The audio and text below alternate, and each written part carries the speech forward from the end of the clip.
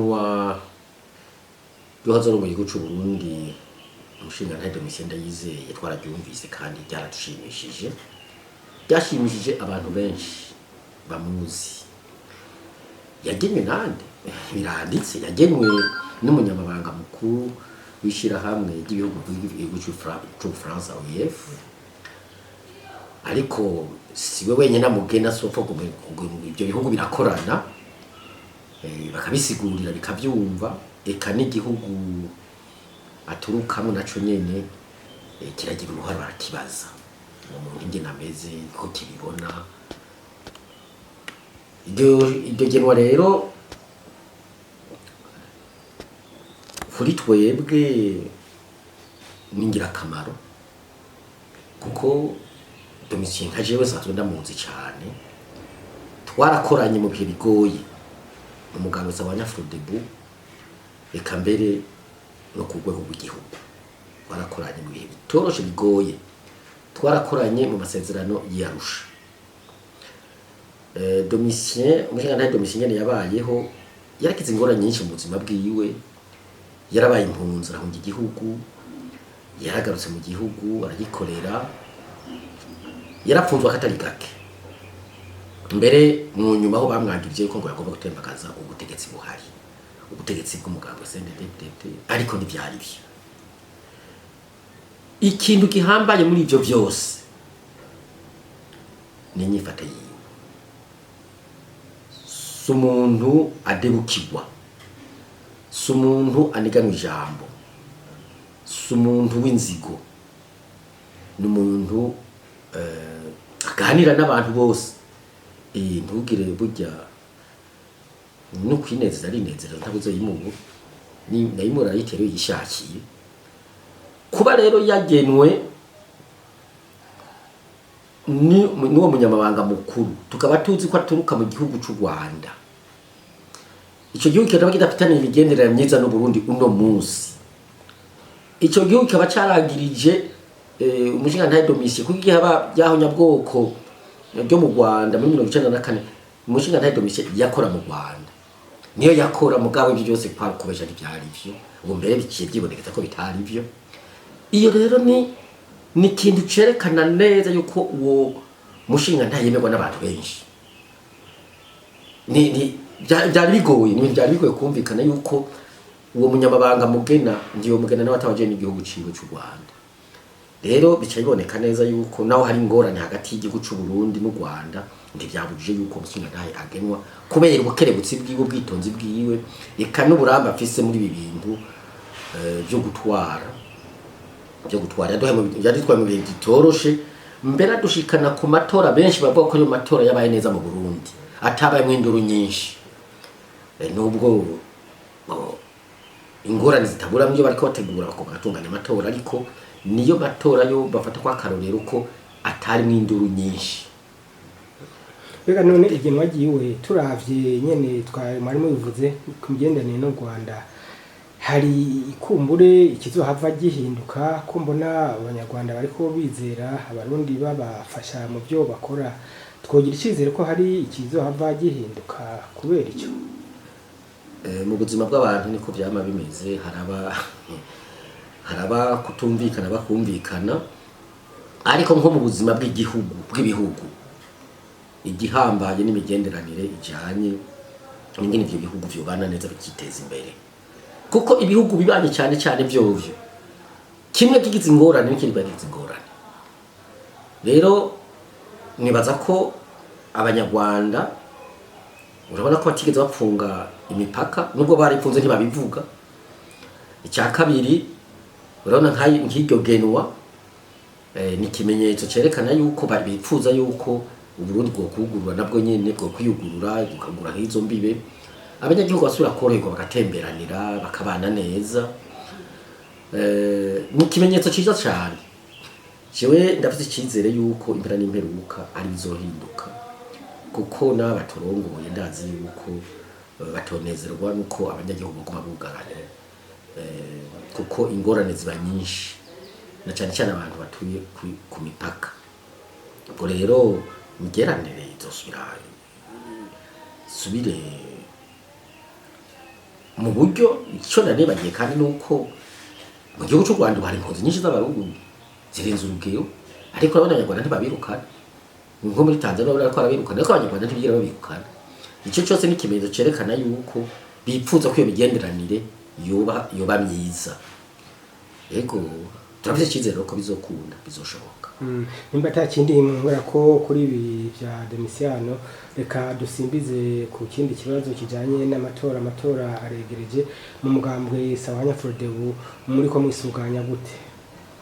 ako no kongera ko nuko irigenwa rya President Ndayizeye niteka kuri we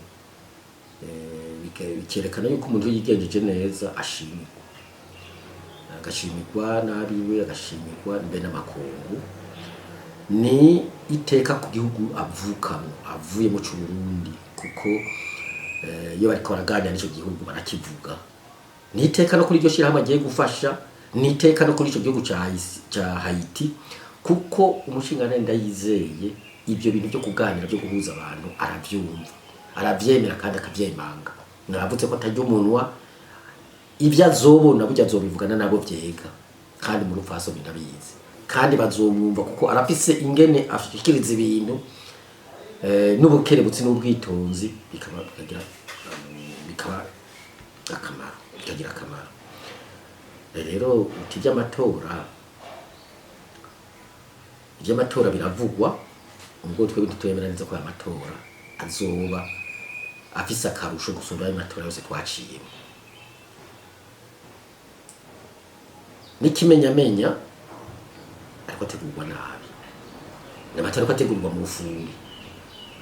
ibwirizwa shingiro ryonyene icambere dufate ikibazo c'umutekano hirya no hino tuguma twumva abantu banyuruzwa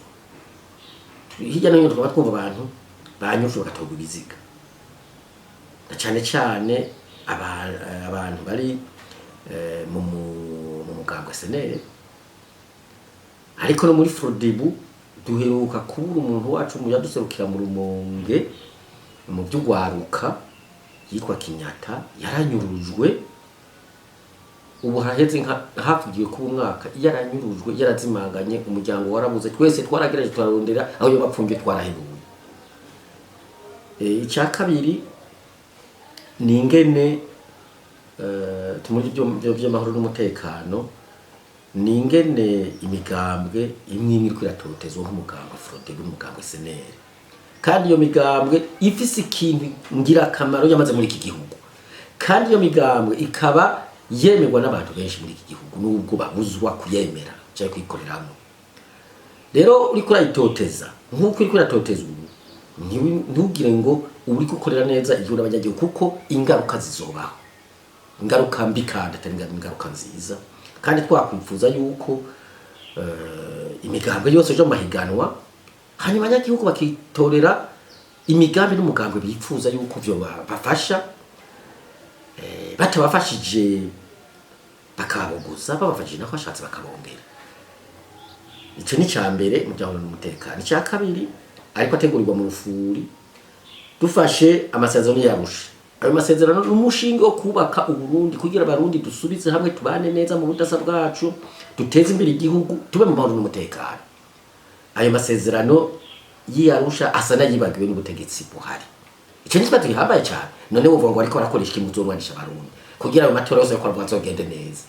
kuko nico kintu ca mbere cyavuyemo ibwirizwa shingiro iryo naryo rigaca rizana yandi mabwirizwa yose azotegura ayo matora none ufashe umuvyeyi ukamwirahira abana muzokundana gute bizogenda gute rero twaramenye yuko n'igihe bategura iryo bwirizwa rizogenga amatora abanyabigambwe ntavyo bamenyeshejwe amashirahamwe yigenga ntavyo bamenyeshejwe abamenyesha makuru naza numva ariko bayarondera mu bandi bantu ntibabimenyeshejwe none wewe utegura itegeko ry'iryo bwirizwa ry'iryo ntagire n'umugwi n'umwe bimenya ugaca bibaza ngo uri gutegurira amatora mu muco itegeko rigenga ibwirizwa nako si itegeko ibwirizwa rigenga amakomine ryarategurira togwa ibwirizwa rigenga amatora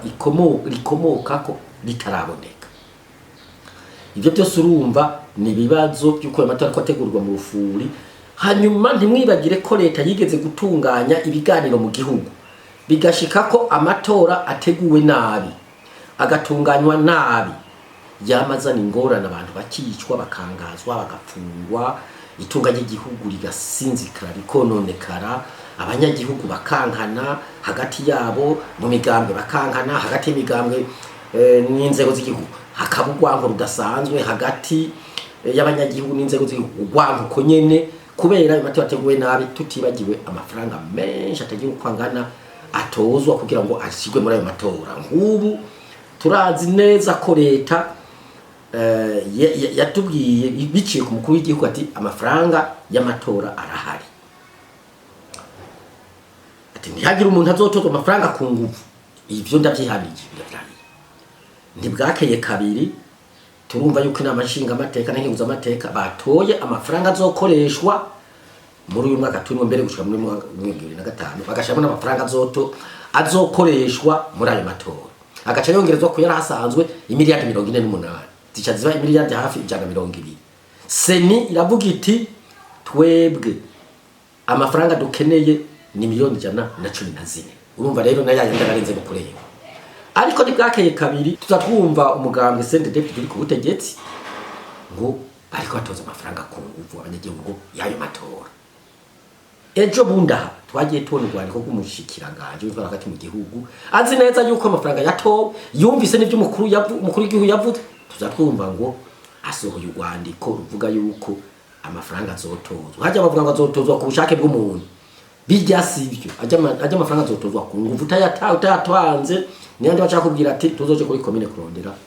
urupapuro urucangwe ruriye, utayatanze tuzoje kwivuza, tuzoje kurondera isukari, nta kintu nakwe ngo uzosubira kuronga, naho uba mbere bacakubwira ati ntuzosubire mu kwagazo kumbe wigera. Rero ibyo byose ndavuze rero ubukene abanyagihugu barimo birerekana neza yuko aya matora adateguwe neza. Aya turimo aya bitwimirije nako natwari yatanguye bugi, aya matora adateguwe neza ngo atunganywe neza, ya migambi y'ibihumbi 2040 mwibagire, ya migambi y'ibihumbi 2060 zocira indahiro ntizoshoboka. Kuko aya matora nagenda nabi mu myaka 2 hazoca abandi matora mukuru w'igihugu, yajandi yagenze nabi tuzoba tukiri mu nduru, ntazorongera ategurwa ngo agende neza, buzoca ubusuma gusa, ziba ingwano gusa, ziba intambara. Mu myaka 3 mu myaka 3 hazoca abayandi batora, tuzoba turi mu nduru kandi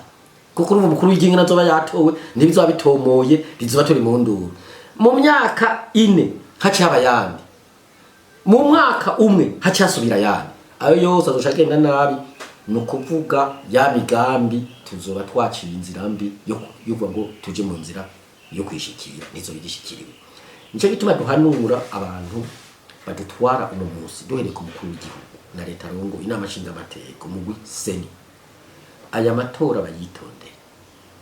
kuko nyene barazi yuko amatora y'amakwega intambara. Nakubwiye yuko bagirije ibiganiro bajya gose akavuga ati be mutegura amatora neza mwatunganye neza kuko twebwe biratugora.